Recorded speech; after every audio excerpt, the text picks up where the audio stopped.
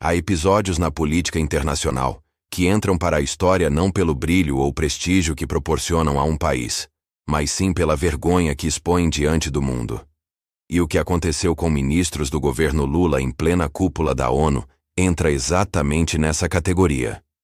O que deveria ser uma viagem marcada por discursos altivos e pela tentativa de resgatar a imagem do Brasil no palco global, virou, na prática, um constrangimento monumental.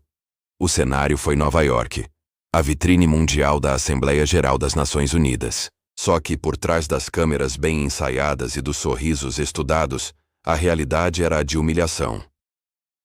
Ministros que viajaram como representantes do Brasil descobriram que sua presença não era bem-vinda em liberdade. Receberam vistos altamente restritivos e acabaram se tornando, em pleno território americano, algo muito parecido com prisioneiros de luxo. Não podiam circular livremente, não podiam participar de compromissos distantes do hotel e foram obrigados a se limitar a um raio de apenas alguns quarteirões. É difícil não ver nisso uma mensagem clara e política. A de que o governo brasileiro, na forma como tem se comportado, já não é tratado com a confiança e o respeito que outros tempos lhe concediam. Pense na cena com calma. O ministro da Fazenda, diante de um convite para um jantar de negócios e debates com investidores, tendo que responder que não pode se deslocar. O ministro da Saúde, impedido de visitar um centro de estudos ou um encontro além do cerco estabelecido. Eles, que deveriam ser vozes livres, acabaram se tornando símbolos aprisionados. Foi como se o recado fosse: vocês podem comparecer, mas não são bem-vindos como iguais. São tolerados, vigiados e contidos. Esse tipo de restrição não é uma formalidade neutra. É um gesto com significado profundo no tabuleiro diplomático. Ministros do Brasil receberam o mesmo tratamento que normalmente é reservado a representantes de regimes considerados hostis ou a autoridades carregadas de acusações incômodas. Países como Irã, Coreia do Norte ou Venezuela sabem o que isso significa. Trata-se do chamado visto da vergonha. O que antes era uma marca exclusiva para ditadores, tornou-se agora a condição de ministros de Lula. E cada um deles carrega seu motivo aos olhos dos Estados Unidos. Alexandre Padilha, vinculado ao Mais Médicos, é visto como responsável por ter convertido médicos cubanos em mão de obra explorada. Enquanto no Brasil tentavam vender a imagem de um programa humanitário, o mundo observava um tranquilo acordo de financiamento ao regime de Havana, em que médicos tinham salários confiscados e famílias impedidas de permanecer juntas. O carimbo no visto é o sinal de que os Estados Unidos não esqueceram. Ricardo Lewandowski, hoje ministro da Justiça e ex-supremo, representa para o exterior a personificação de um judiciário que tem sido acusado de perseguir politicamente seus adversários. A justiça, usada como arma política. Ao restringir sua mobilidade, o recado é transparente. Vocês podem manipular narrativas internamente, mas aqui nós enxergamos a manobra. O visto restritivo é mais que burocracia, é desconfiança. E até mesmo Fernando Haddad, ministro da Fazenda, e supostamente a face mais técnica, foi atingido pela mesma desconfiança. E isso amplia ainda mais o sinal. Não se trata de um ou outro ministro específico, mas sim da percepção de que todo o governo brasileiro caminha em direção errada, atrelando-se a regimes de reputação duvidosa e se distanciando das democracias que ditam as regras globais. Qual a conclusão inevitável disso tudo? O Brasil está sendo rebaixado no concerto das nações. O episódio arranca a máscara do discurso segundo o qual o Brasil voltou a ser respeitado. Respeitado? Que respeito é esse, se ministros de Estado são tratados como se fossem potenciais infratores internacionais? Que prestígio é esse, se representantes da nossa nação são comparados a enviados de regimes que violam direitos humanos? E tudo isso acontece num contexto que o governo tenta vender como vitória. Lula discursando na ONU, sorrindo em encontros diplomáticos, tentando emplacar a imagem de relevância global. Mas no fundo se sabe que o teatro não se sustenta. Enquanto as câmeras captavam as falas sobre soberania, democracia e justiça social, Ministros eram contidos e controlados como se carregassem uma tornozeleira invisível. Isso não é detalhe secundário. Isso é simbólico, profundo, humilhante. Mostra ao mundo que as escolhas feitas em Brasília, abraçando ditadores, silenciando críticas, menosprezando democracias consolidadas, têm um custo. Escolha seus amigos e inevitavelmente será tratado como eles. Quem posa de anfitrião de Maduro, quem suaviza crimes da Nicarágua, quem insiste em aplaudir Cuba e ignorar a opressão da ilha, não pode reclamar-se receber do mundo o mesmo rótulo que esses regimes carregam. Essa é a chamada jaula de ouro em que se transformou a viagem do governo. Hotéis caros, sim. Sorrisos forçados, sim. Mas subjugo diplomático também.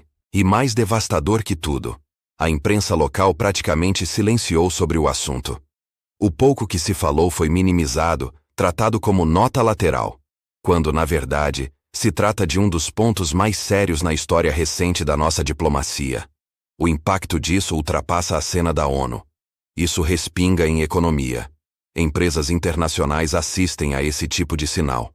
Investidores percebem que o Brasil está entrando em território de instabilidade institucional tão grave que até ministros sofrem sanção simbólica. O resultado? Retração de investimentos, fuga de capitais, menor confiança. E quem paga o preço é o brasileiro comum, que já sofre com inflação e com desemprego. A humilhação não foi apenas política, foi também econômica e social. Porque a imagem que se transmite é devastadora. A de que o Brasil não é confiável. O país que já flertou com liderança mundial agora é carimbado como hospedeiro de ministros desconfiados e desacreditados. E o mais grave é ver o governo e seus aliados tentando fingir normalidade. Jogam a bola para o campo da coincidência burocrática, como se fosse apenas um excesso formal de regras americanas. Mas todos sabemos que não é. A diplomacia não dá passos casuais. Cada gesto é mensagem. E a mensagem foi simples. Vocês, ministros do Brasil, são tratados como representantes de regimes que não confiamos. O Brasil já foi visto como parceiro estratégico, como voz do hemisfério sul capaz de dialogar com todas as potências. Agora é visto com reserva, com rótulo de alinhamento perigoso.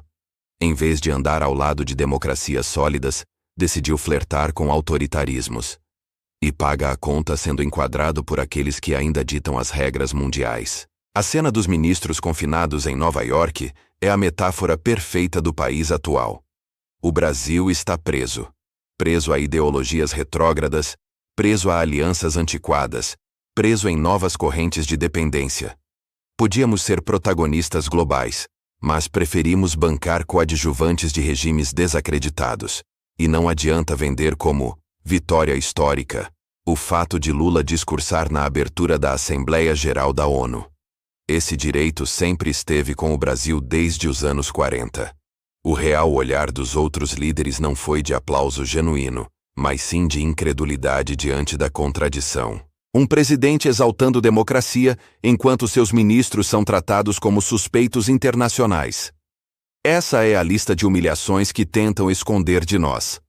Mas a verdade sempre escapa. E quando ela aparece, temos que encarar o fato de que nossa política externa transformou um país respeitado em motivo de piada. Em vez de prestígio, recebemos portas fechadas. Em vez de socorro econômico, tarifas e barreiras. Em vez de confiança, vistos restritivos. E o que vem pela frente? Se o padrão se repetir, podemos esperar ainda maior isolamento, mais barreiras comerciais, menos parcerias internacionais, maior dificuldade de influenciar decisões globais. Somos hoje figurantes de luxo em reuniões internacionais, presentes de corpo, ausentes de relevância. E aí, diante desse quadro, fica a pergunta inevitável. Até quando o povo brasileiro vai aceitar ser envergonhado por gestos desse tipo? Até quando vamos aceitar pagar a conta desse alinhamento ideológico que nos encolhe e nos reduz ao patamar de nações párias? Esse episódio em Nova York foi um aviso. Um alerta vermelho de que a casa está desmoronando. Um convite para despertar. Cabe a nós decidir se continuaremos assistindo ao circo montado, ou se vamos, de uma vez por todas, exigir que o Brasil volte a ser tratado com a dignidade que merece. E fica para você responder. O que pensou ao saber que ministros do Brasil foram tratados com restrição e desconfiança em plena ONU? Isso te representa? Coloca sua opinião, porque esse debate já não pode ser silenciado. Se essa análise expôs para você a dimensão da humilhação que tentam esconder, não deixe de dar o seu like agora e compartilhar este conteúdo. Só assim mais brasileiros vão entender a gravidade do caminho em que estamos. E não esqueça de se inscrever no canal. Vamos juntos continuar denunciando, para que as próximas gerações tenham um país com um nome limpo e respeitado lá fora.